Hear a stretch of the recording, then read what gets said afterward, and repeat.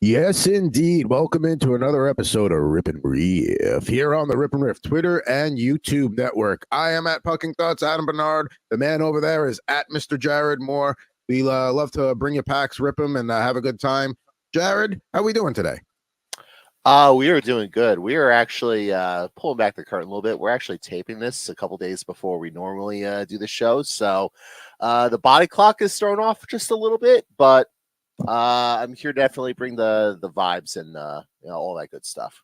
So since you pulled back the curtain anyway, I will admit I had a little mini freak out moment because once I hit start record, I got a Twitter alert at the same time. And I'm like, wait, I set this to record, not go live. What's going on? And it ended up being okay. It was coincidental timing. But I was like, uh-oh. Twitter alert was something else? It was something else, but I was like, wait, what do you mean? It was just happened to be perfect timing. But anyway, yes, we love to come to you every Wednesday. And now we're at 6 p.m. Eastern, 3 p.m. Pacific. Rip a few packs of cards, we BS about them and other things, and have a good time here. So, without further ado, I think it's time to get to the pack ripping lineup before we get to our Rip N Rants for today. Jared, what are you bringing to the table today in terms of cards? Well, after doing hockey last week, I got to go back to my bread and butter, which is baseball, and we got Topps 1992 baseball cards here. Classic cards, 15 picture cards. I got a couple packs here. You see the rookies there on the screen: Manny Ramirez, Sean Green, Cliff Floyd, Scott Hatteberg. So shout out to Moneyball, shout out to Chris Pratt, I suppose, and I guess that's Juan Guzman. I guess that was his rookie year. So not exactly a banner year there for the 1992 rookie class, but who knows? And by the way, interesting nugget there. First year of no gum and no wax. Yes, I found that while it's the first year they went away from the wax wrapping, and the first year no gum, so we don't have to worry about the the gum ruining a card like a Manny Ramirez rookie would be the one it would ruin, of course. So don't have to worry about that anymore. How about that? Now, I'm going to, we haven't done a lot of football. We've been taking a break because it's going to start getting heavy football here. I mean, I know Jared and I need to start getting back into full-blown dynasty mode here as the season approaches here, keeping an eye on our rosters and, fifth-string receivers on teams and all that garbage. But I'm going to bring, we got a 2021 Panini Chronicles there, all the rookies from that class, Trevor Lawrence, Gerard Chase, Jalen Waddle, looking for some maybe Prism Blacks or some invincible autographs there. And then I will do, so you see that little hockey icon below me, the old 90 Pro set. We will go cup chasing today for that 90 Pro set hologram Stanley Cup. But I also got a couple of packs of Pearl Jam cards, which are, I wanted to open up because I've got a bad taste in my mouth after the National Hockey Card Day fiasco with the repetitive packs. On the 2018 tour on 3 cities, they did a set of trading cards, 61 each, Seattle, Chicago, and Boston. I bought a few packs out of curiosity, so we're going to open one up and see if maybe this scratches an itch for me, and then I have to try and complete one of these sets. So we'll see how that goes. How about that? Yeah, that's exciting. We've never really delved into like a band and their trading card set on the show. I mean, I guess I'd have to really think about like what band would be out there where you actually could do that. But I mean, certainly Pearl Jam has the longevity and the long music career where they could certainly put a product like that out there. So like I always imagine like them, like the way Kiss merchandise everything, they probably have a set of trading cards. If they don't, I would be surprised because I mean, remember New Kids on the Block? I remember had a set of trading cards. Oh yeah, that's right. Those. I'm sure like NSYNC did too at some point because I was in the 90s, and I mean, a trading card set was like a rite of passage, like in your terms of like your steps up in terms of just being in everyone's face all the time. Can't turn without seeing like a boy band. Like that was the next step, was getting a trading card set. I should get the New Kids on the Block set and get my boy Joey McIntyre to sign his. I bet if I go, when I finally get, there's a big box of cards somewhere that just is like cards that are just loose or stacked. I guarantee you there's some New Kids from somehow, some way made it across the country. Guaranteed. Wow, about that. Probably because at some point my dad probably just consolidated all the cards into like one box, and that was that. But so yeah, there's the pack ripping lineup, which you're gonna get to in just a second here. But first, we can't do any Rip and Riff without a. It's time to kick things off on Rip and Riff with my Rip and Rant. Thanks, Dave.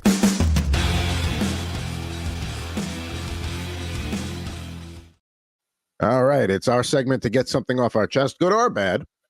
Jared, I'll give you the floor. Oh, this week will be bad. And I see you're rocking the New York Yankees jersey T-shirt there, the Aaron Judge 99 on the back. And I'm thankful for Aaron Judge that we have him because he's just about the only good thing on the Yankees these days. The Yankees are an unwatchable mess right now. They have played absolutely dreadful baseball over the last month. This has basically been a carbon copy, cut and paste repeat of 2 years ago when they got off to that hot start in the first half of the season, and then they just like sputtered throughout the rest of the season, played sub 500 ball, made the playoffs, but were an easy out, and just they were not legitimate World Series title contenders. And the worst part about the Yankees is I felt like this year was different only because like I didn't say anything like the first like 10 weeks or so when they got off to that hot start and they were winning every series, just because like vibes are good and like they're playing well. The pitching is just out of their mind, and now it turns out that that pitching was totally unsustainable. It's like no wonder the team has regressed as much as they have. But it's not just that; like they're not hitting outside of Judge and Soto. They're really not hitting. Volpe just got moved down the lineup. I know they've had little spurts here and there with like Ben Rice having 3 home runs the other day, but one bright spot of the weekend. Right, but like for the most part, like the team is just a dreadful watch, and you have guys who are injured. You have guys who don't hustle, and I always think the hustle thing's a little overrated, only because like only bad things happen when you hustle. Like you get hurt, you pull a hammy, stuff like that. Like Gleyber Torres, who's been notorious for not hustling in the past, like legged out a ground ball the other day for a base hit, and he got hurt. So like, see what happens when I try. Exactly. So the lesson is never try. But ultimately this comes down to the Yankee brain trust in charge of this entire operation. You have Hal, who's a trust fund baby who cries about the luxury tax every opportunity he gets. You have Brian Cashman, who has better job security than Clarence Thomas. And you have Aaron Boone, where the only thing he's good at with his job is taking bullets. Like he's really good at taking like the slings and arrows for everybody on the team, so the players don't have to. So I can understand why the players love him. But in terms of being an actual in-game manager, I don't know what he actually does. Like, you even go like to last night, you leave Luis Hill in for that 7th inning. He gives up the home run to Devers for Boston. They go up 1-0. They eventually go on and win the game. And it's like, yeah, I know Luis Hill's dealing, but it's also his first good start out of the last 4. And you also wonder, like, is he making that decision, or is that somebody in the front office, like, yelling at him in the tunnel? Be like, hey, you got to get Luis Hill out of there or you got to leave him in because his spin rate is X, Y, and Z. It's just they're never going to win another World Series as long as this Hal Cashman Boone Cerberus is running the team, and I think I've just come to accept that. Yeah, when they got out to the start, they did, and everybody was excited. Like it's like, okay, but it's baseball season. It's April and May. Like it's great that they're playing like this right now, but like let's see what happens come summer, and then when September approaches. And yet again, pitching is the problem with the Yankees. And I feel like outside of like Garrett Cole, they haven't had like a reliable staff since CC Sabathia was anchoring it. So it's just same problems year in, year out with them. I mean, offense has never really been the issue. Now it's still pitching. Now, my question to you is, we're not going to be able to replace Hal Steinbrenner. You can replace one, Boone or Cashman. Who are you replacing? You can get rid of one. Cashman, 100%, because he's been the constant throughout everything. And like you could replace Boone, but they're just going to hire another yes man to be the manager. No, if it were me and they allowed me free autonomy to do anything with the Yankees, I would offer Andrew Friedman the bag, like from the Dodgers. Just offer him $100 million salary. Come on over and turn the Yankees around. Do what you did with the Dodgers. I mean, if he could do it with the Dodgers, I mean, if the Yankees are one of the most biggest pressure cookers in baseball, the Dodgers are up there too. Yeah. So, but yeah, I mean, it's just frustrating, and like I get these are Yankee problems, these are first world problems, and like, you have Hal throwing out these quotes in the media. It's like, yeah, we might have to dial back the payroll and like that sort of stuff. Like that might be acceptable in like a city like Cincinnati or Milwaukee or Texas, scaling it back, or Oakland or Oakland can't scale it back much further. No, that's not acceptable here. Yeah, no, I mean, and that's the complaint that Mets fans had forever is like when you have New York in front of your name, you can't complain about money because if you're rich enough to own the team in New York, then you're rich enough to do something about it.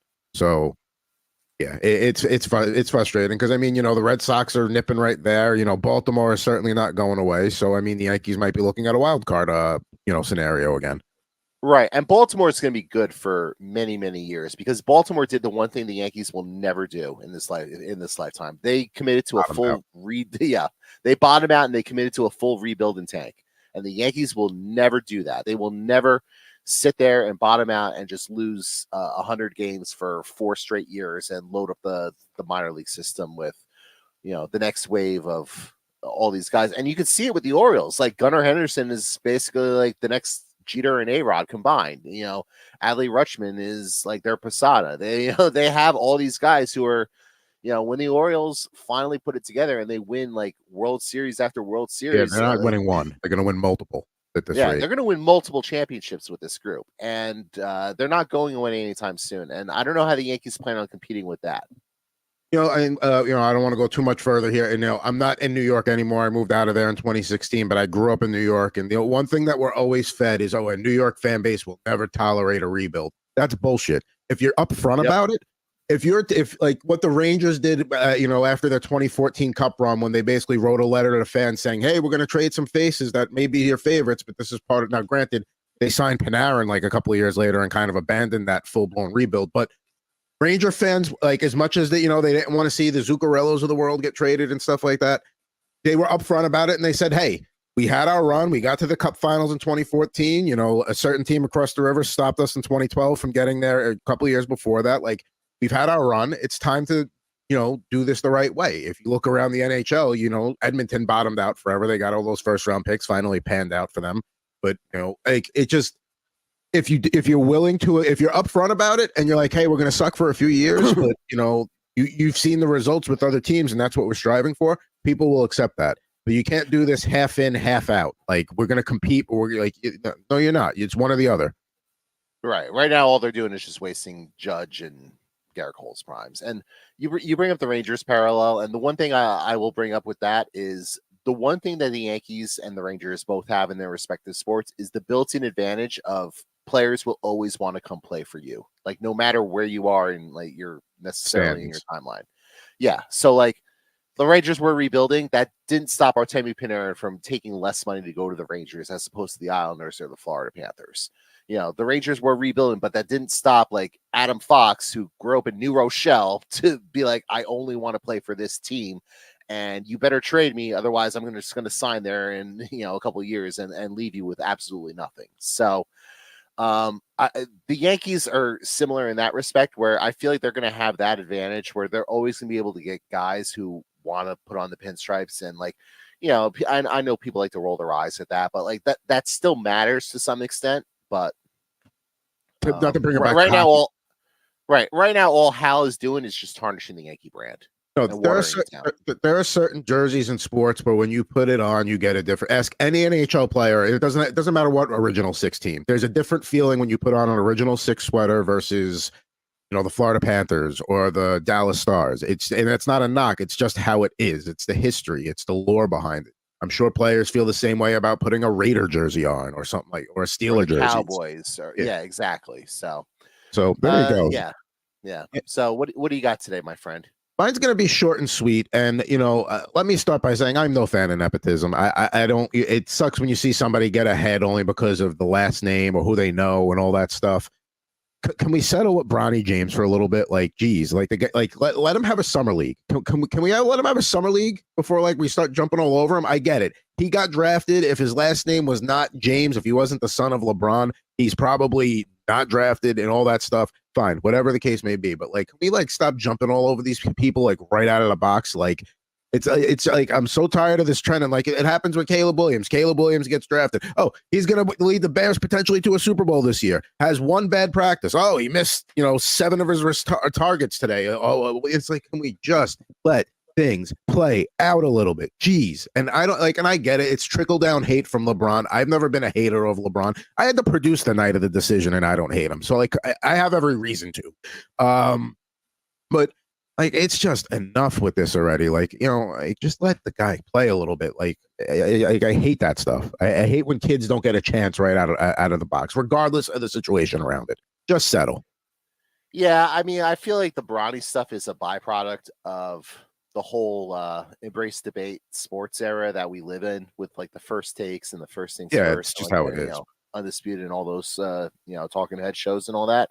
And yeah, like you said, just let it play out. Like I don't expect Bronny James to be anything in the NBA just because like he wasn't that good in college. Like I know he had a heart issue and like that's tough to come back from, but I'm just skeptical that a guy that fell to 55th overall in the NBA draft is going to actually carve out a career, even if he happens to be the son of one of the greatest players of all time.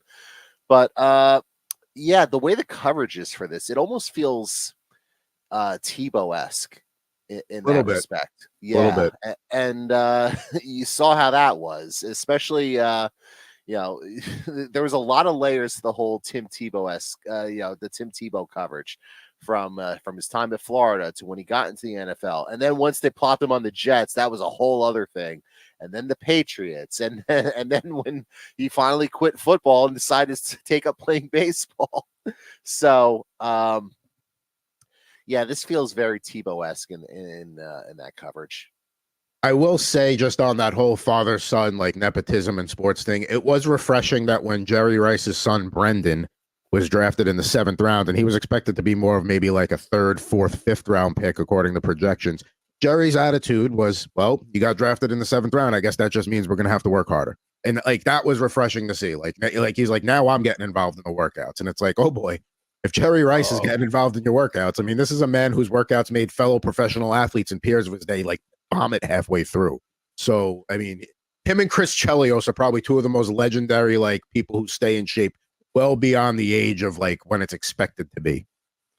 And by the way, you mentioned Jerry Rice, who's now 61 years old. So, like, Jerry Rice in 61 is in much better shape than you and I at 41. So, you think? So, I know that's the understatement of the century, but on that note, do you want me to kick us off here with some 2021 Panini Chronicles here, since we're talking football anyway? Yeah, sure. Why not? Let's do it. Let's do it. Let's do it. All right. So here we go. Got to get that rip sound. All right. Okay. Let's bring up the old West Coast rip cam. There we go. And first up out of the pack here, we got that hockey card set in the piece. We got Marshawn Lattimore from the Saints there, one of the better corners in the league. He's the one that has the beef with Mike Evans, right? Yeah, they I don't think they like each other very much. Okay. Yeah, I mean, let's it's always fun to watch those two. Let's talk about Justin Fields for a minute. Pictured there with the Bears, now the Steelers. Story is, when is he going to take over? Is he from Russell Wilson this year, early, mid, later in the season? What do you think, if at all? It's a good question. I mean, they're not paying Russell Wilson anything in Pittsburgh, so they're not really committed to him. I think Russell Wilson's going to win the job in training camp, but he's going to have a short leash, and I don't think Mike Tomlin's going to have much tolerance for, so-so quarterback play. So if Russell Wilson doesn't look good the first 4 games, I could definitely see him turning to Justin Fields. That doesn't necessarily mean Justin Fields will be better. I mean, obviously he's much younger and he's an explosive playmaker in his own right. But if it were me, I would just start Justin Fields week 1, just because I feel like he is obviously between the two. It's not even a question who has more upside, but I'm not really sure what the Steelers are going to do there. Yeah, I mean, if it's me, it's always easy. I mean, it's not like Justin Fields is a rookie. He's been in the league. So if the plan is to go to him, then just go to him out of the gate. Because the transition. Because what happens if Russell Wilson actually plays decent football if the plan is to go to Fields by a certain point? And what are you going to do? A bench a guy that's playing well because it's part of the plan? No. I think Russell Wilson has kind of become a backup that if he has to play, you're okay with at this point in his career. And, let Fields sink or swim. It's your, go out there, do what you can, see what they got good receivers. They got the tight end. They got a decent running back. So we'll see what happens there in Pittsburgh. Now, Michael Pittman Jr., we'll see what happens with Anthony Richardson this year when he actually has a full season. But that's a guy I know some people are still pretty high on. Yeah, he's been a cornerstone of both my Dynasty League teams. He's just a reliable pass catching receiver. I don't really consider him much of a big play guy, but I think it's fine when you're just a very consistent, you know, 100, 110 receptions a year, and you get your 1,200 yards and your 6 touchdowns. Like that'll certainly play in fantasy leagues.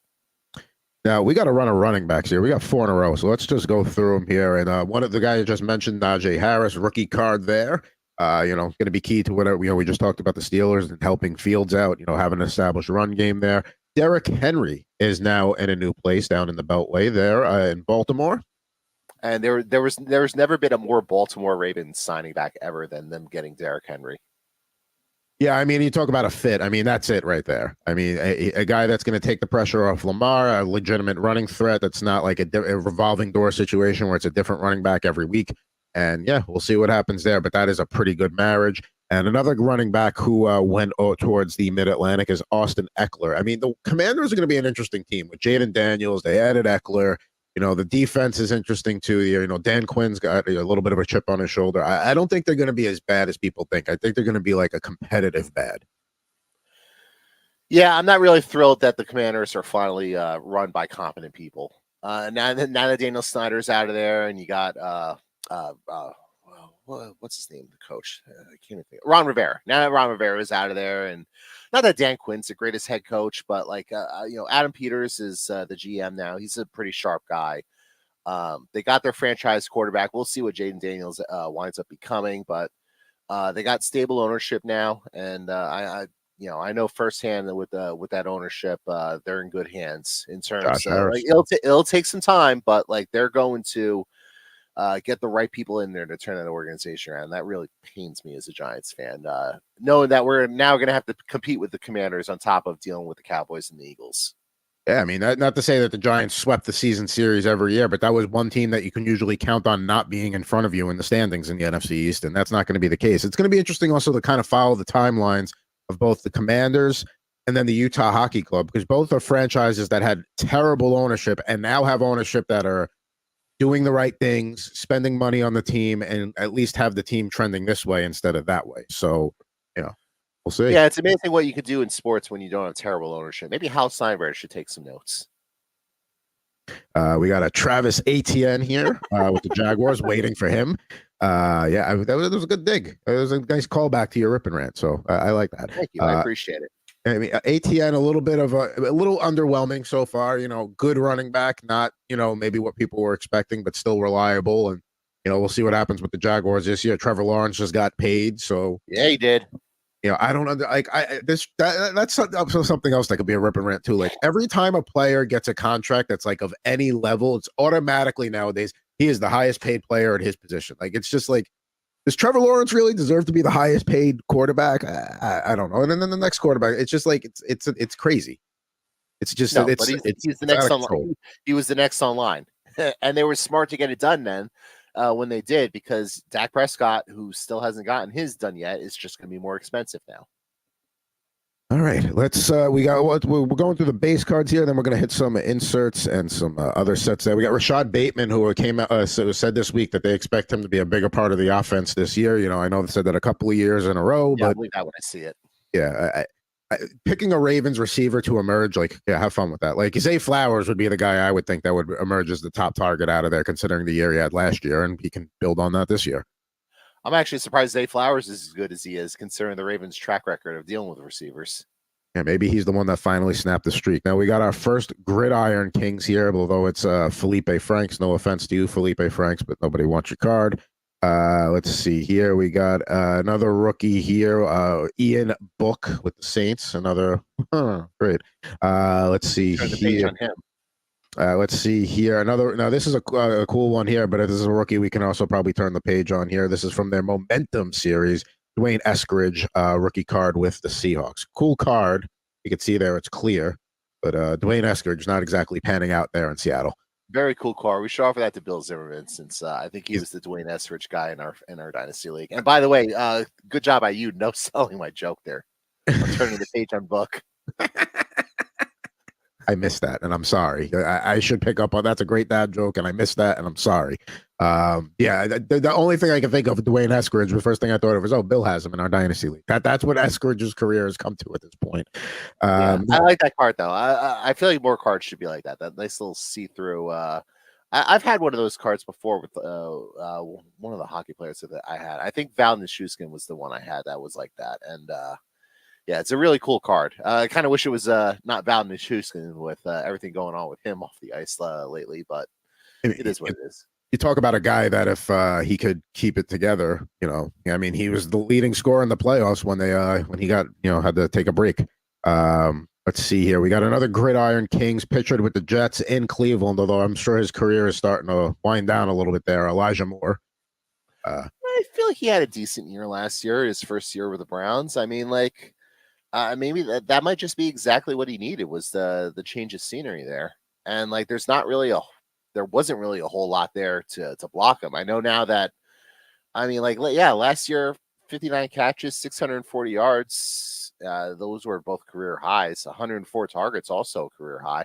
Now it's going to be a little tougher this year with them trading for Jerry Jeudy, but I feel like that's that's the type of progress I think you kind of want to see out of a young player. I mean, the thing he's got going for him is, okay, so you got Jeudy there, you got Amari Cooper, you got David Njoku, but the receivers behind him, like, unless Cedric Tillman takes a big step this year, I mean, Moore's not going to really get pushed by anybody behind him on the depth chart, so he does have that going for him. Yeah, and also, like, he's just not a big guy. He's 5'10", 180 pounds. Like, he's not like one of these 6'5" foot monsters who's just going to go up and get the ball at the top of, at the peak of their jump. He's not one of those guys. He's more like the small, shifty slot guy. And if Judy's playing in the slot, he's kind of pushed out of position. So we'll see what happens. Maybe they've got some cool new offense that we don't even know about, and it's working. It'll work for Cleveland, but we'll see. All right, we got a rookie card here. Revisit that sentence, by the way. Maybe they got some cool offense that you don't know anything about. Maybe that'll work for Cleveland.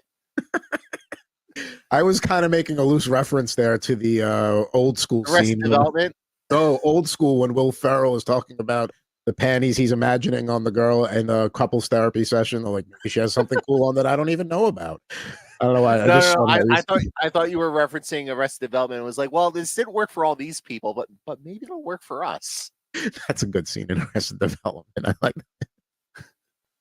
Very underrated show. If you haven't watched it, go back and watch it. At least the first few seasons. We got a Zach Wilson rookie card here, which I would have been real excited for about 4 years ago. But, 3 years ago. It's a real bummer. Shout out to the MILF Hunter. Hey, he's starting in Denver right now, so we'll see. Yeah, I'm sure that'll last with them using a first-round pick on Bo Nix. Yeah, we'll see how long that goes. Now, these are a couple of pinnacle throwback cards to like the early 90s look here. I actually just got a 94 Rangers team set with this look off eBay, which will be show and tell. First, we have Mr. George Kittle, one of the top tight ends in the game for the last, decade. Yeah, I love the look of those cards. A little closer there. You can get the full look there. You get a little bit of a gloss, not too much of a gloss. Kittle doing his thing there. It looks like he's about to give the Jacob Trouba to somebody there. Oh, wow. He's going to just leap and give the flying elbow? How about that? Yeah, that's what it looks like. It looks like he's getting ready. And then to close out the pack, we got a guy who ruined many of my Sunday afternoons as a Jet fan, Mr. Dan Marino. Yeah, I mean, but considering Legend. Where the Jets were, did he really ruin a lot of Sunday afternoons? The fake spike actually derailed the Jets season. They were like 5-2, 6-2 going into that game. They actually looked like a playoff team, and then they won 1 or 2 games the rest of the way after the fake spike. Like, it totally just sucked the wind out of their season. Fair enough. I guess my point is, when you're Dan Marino, aren't the Jets basically an NPC, a non-playable character in your career? They're just a footnote. Like, no. Dan Marino, Jet fans might think about that fake spike game. I don't think Dan Marino thinks about the New York Jets at all in any capacity. No, I mean, during his time, it was him and Jim Kelly. It was him and the Bills battling it out for the division every year. So, they've had some epic matchups too, those two. Back when you'd have crazy 42-34 kind of football games all the time. Yeah, and now time's a flat circle. Now you have Josh Allen and Tua Tagovailoa battling it out for the Bills and the Dolphins in the AFC East. Time's a flat circle. Hey, I mean, let's not discount Rodgers yet. He hasn't done anything totally crazy yet. Let's see what happens if he actually plays, this season. So there you go.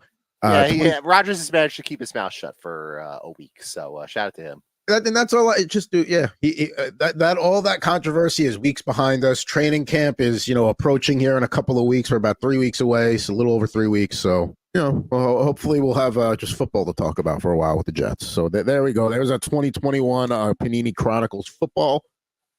Should I keep going with the Pearl Jam, or do you want to go to baseball? I thought you were gonna do the Cup Chase. Yeah, we can do the Cup Chase now. Actually, let's do that first. Let's have a little fun there with. We want the cup! We want the cup! We want the cup! That's right. We're hunting the 1990 Pro Set 1 of 5,000 Stanley Cup hologram card on Rip N Riff. Yeah, so we'll go through. I got a few packs here ready to go. But maybe today will be the day. We were chasing that 1 in 5,000 Stanley Cup hologram from the 1990 Pro Set, as you heard on the intro there. Let's just go through these quickly here. We got always love a good Nordiques card. Jeff Jackson there. Let's see here. Larry Robinson, former Devils coach, Hall of Fame defenseman there. Yeah, we've definitely pulled Larry Robinson before in this set, but always good to get him. Let's see. We got Chicken Parm pictured here with the Whalers doing the games for ESPN. Dave Christian, member of the 1980 Miracle on Ice team. David Bolek, shout out Mike Corbett. Former NHL GM Jim Benning. Let's see here. David Malley.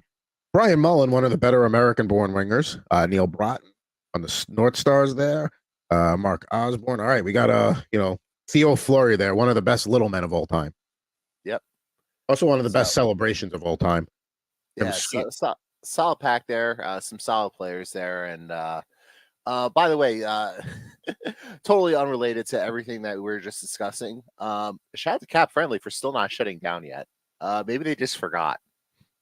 Let's see. Yeah, because they said it was going to be by a certain day, right? It was going to be it was going to be on the 5th. And I just logged on today. And today we're recording on the 8th. And they're still up. So, yeah, maybe they just forgot. Maybe somebody fell asleep at the wheel. They got a little too drunk on 4th of July and they forgot. Let's see here. We got Kirk Muller All-Star, Luke Robitaille All-Star, and Geek Carbino. So no hologram. Go again.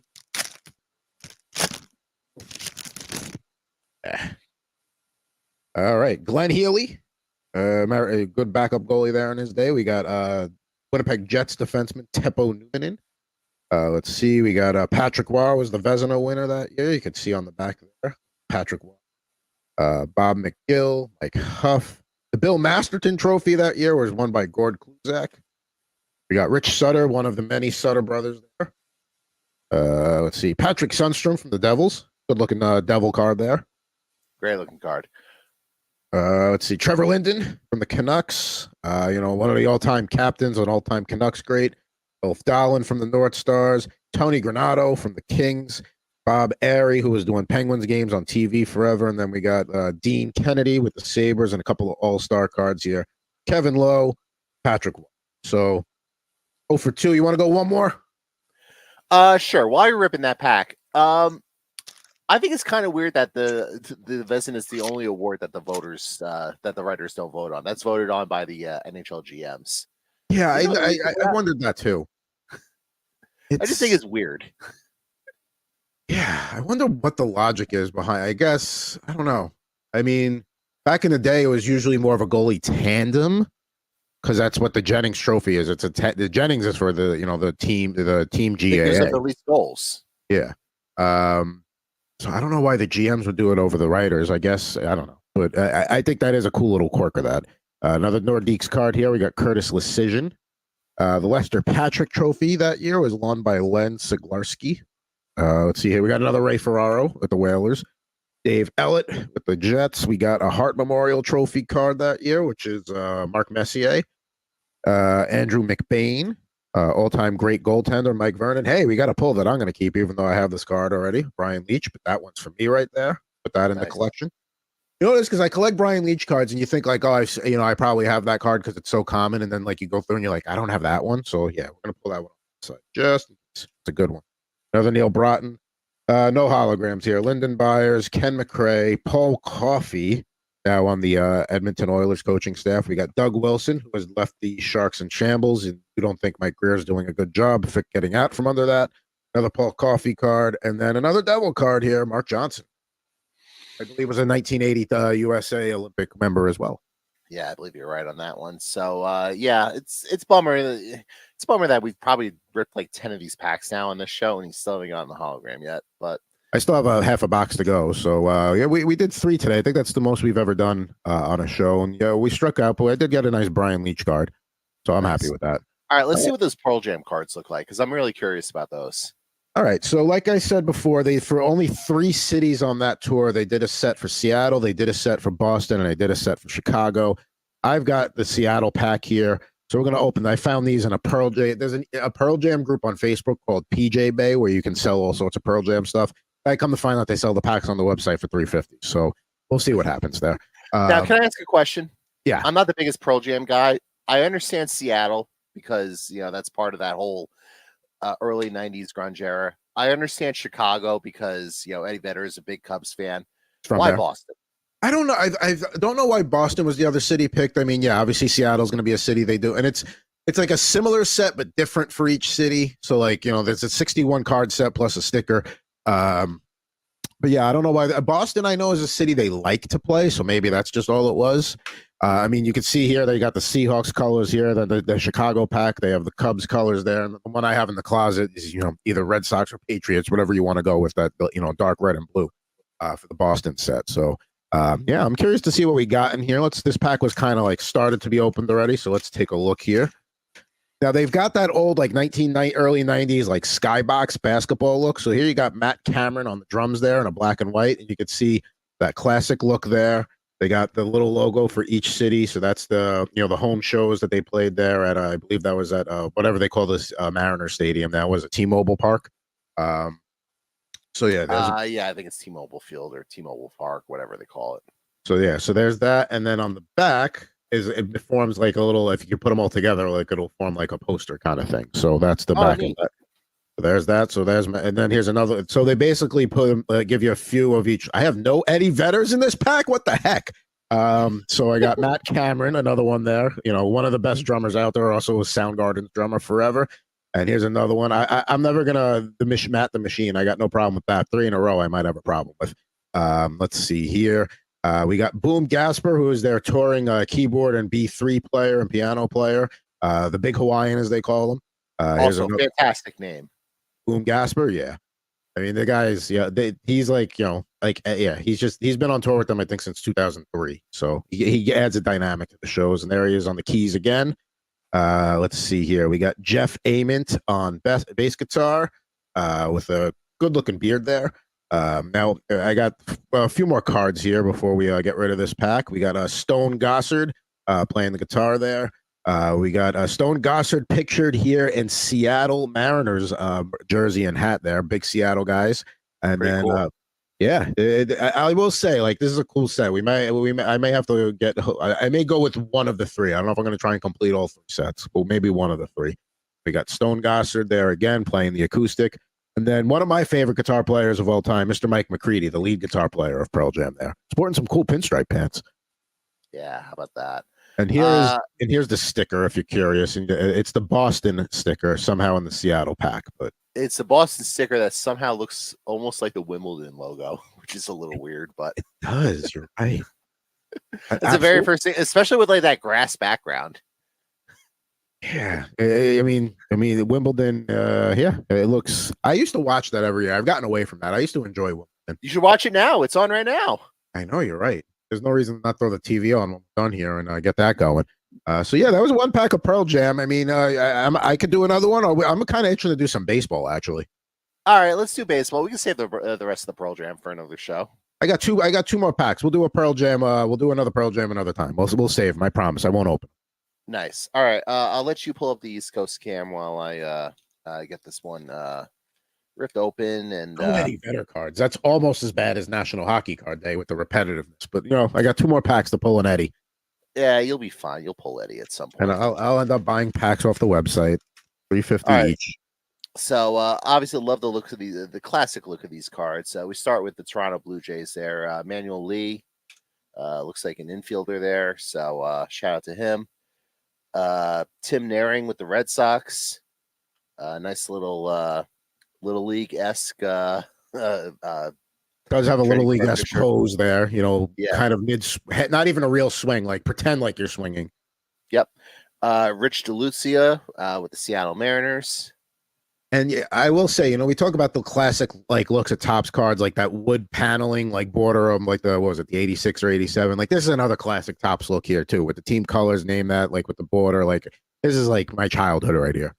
Yep. Brian Barnes with the Montreal Expos. Don't really love the Red Nationals, the Red Expos jerseys, but do like I mean, we love the Expos on the show, so Put a team back there. Come on, do it.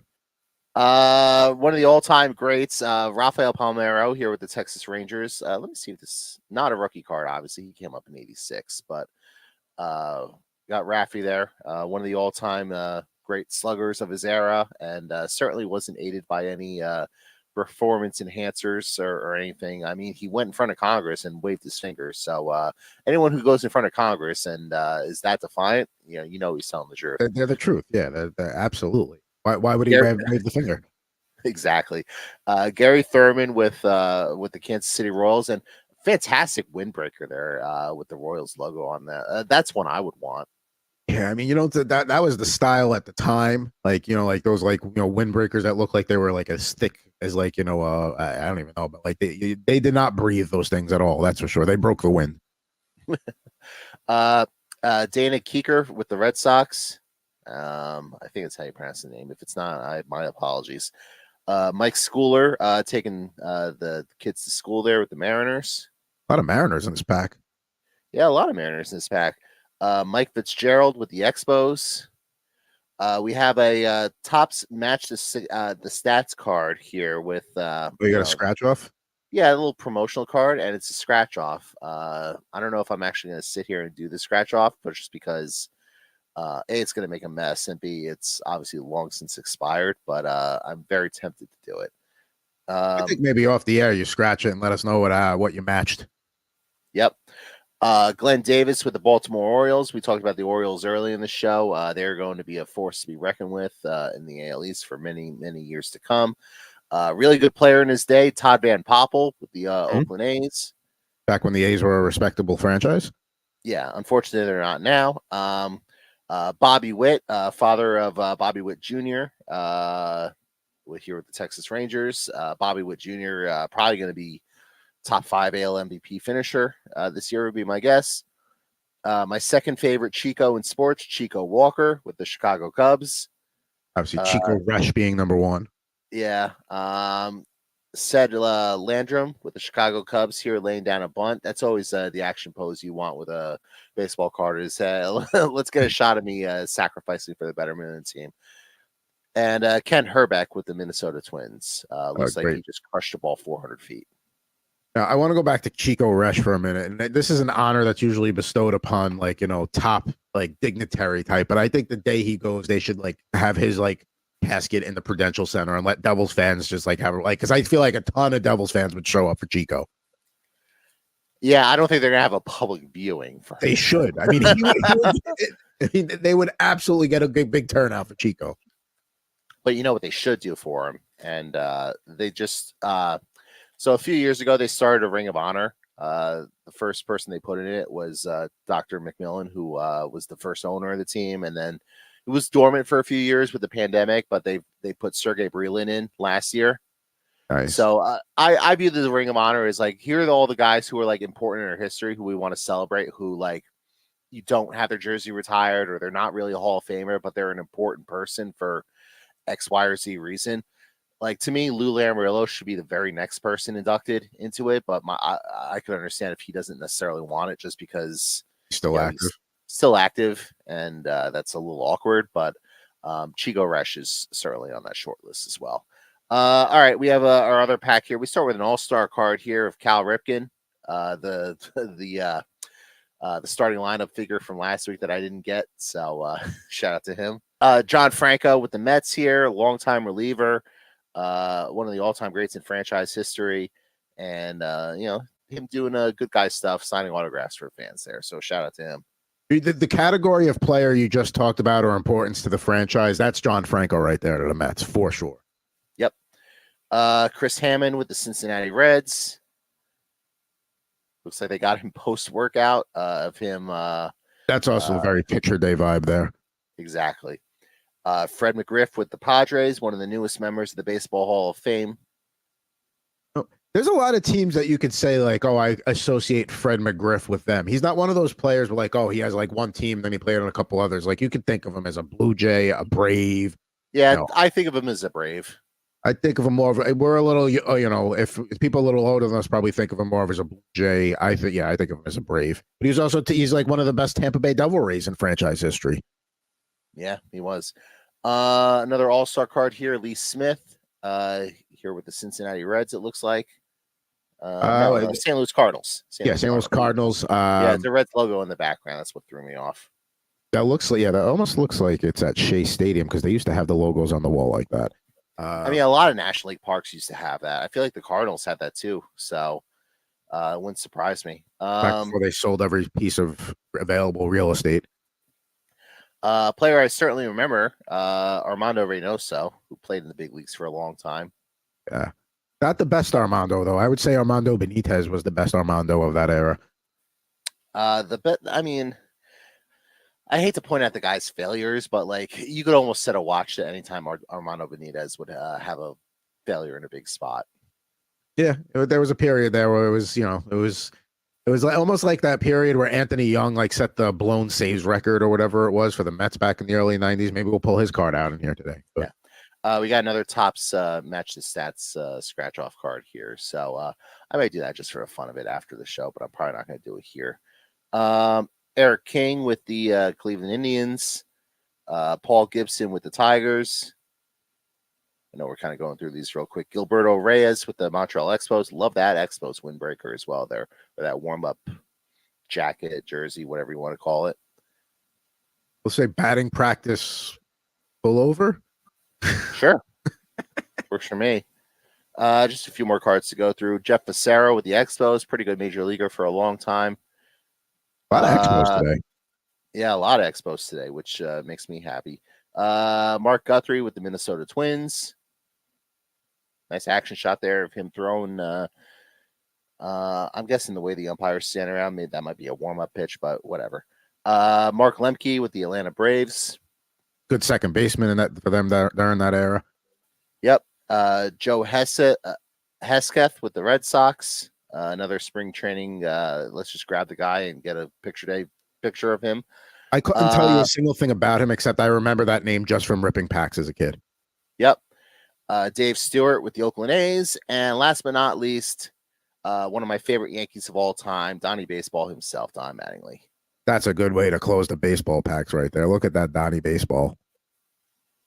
I mean, you talk about unfortunate luck. What was he? World Series year before he came in, World Series year after he left. I mean, all the guy did was play his ass off for 15 years.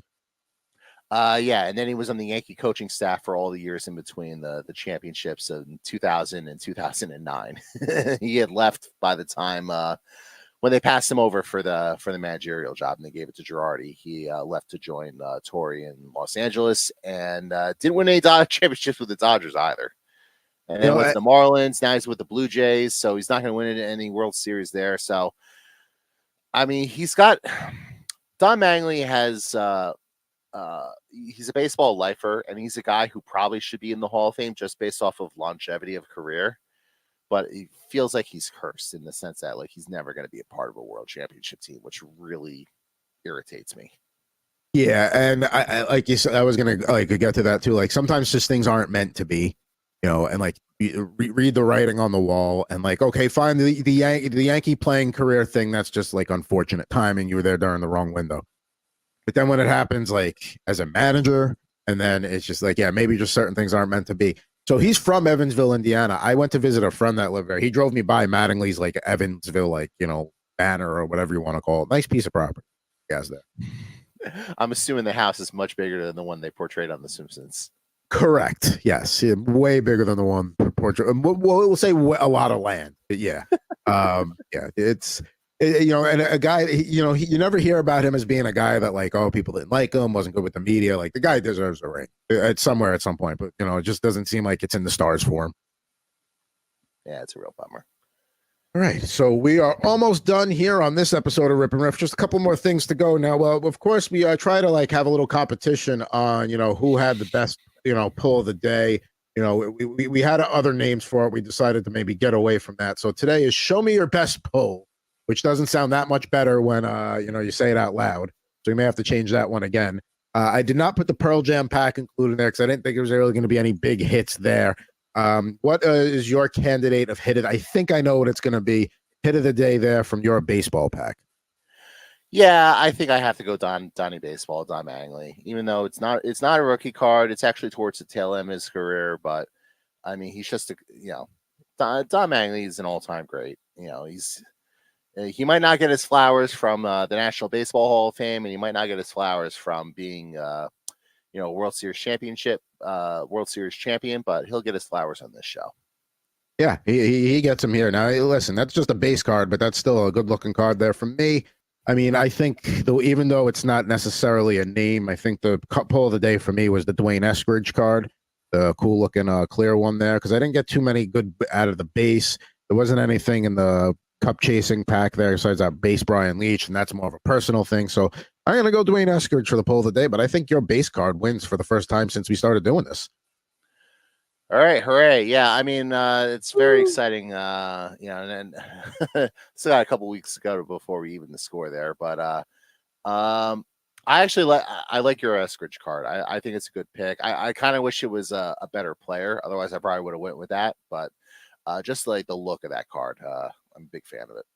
Yeah, the look is great, and like you said, if it was any other rookie besides Dwayne Eskridge, it probably wins today. But still a great looking card. It's in the penny sleeve, and it'll probably be up for eBay for that. Those 3 Dwayne Eskridge fans out there, or somebody to complete their set. Now we wrap things up here with the starting lineup, figure 5. But what are we going to be doing today? Gretzky shoots. Oh yeah, behind the back, baby. Want to try that one at home? New pro action from starting lineup. You can pass it, slap it, and make the save like your favorite NHL stars. Score!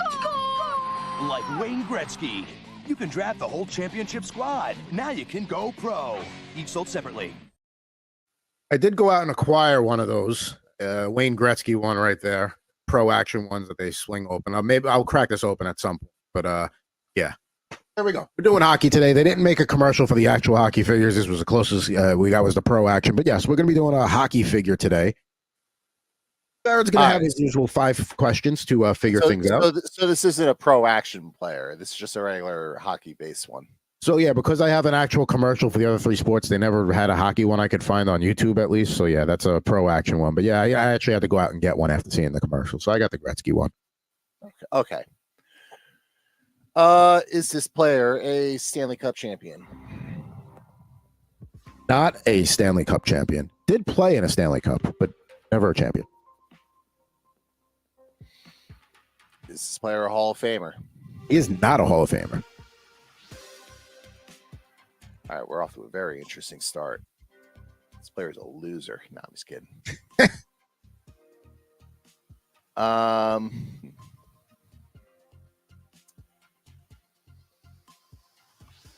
Did this player ever win a major award, like the MVP or the Vezina? Yes, he won 1 Vezina. Won 1 Vezina. He's a goaltender. All right, very interesting. Not in the Hall of Fame. Not a champion.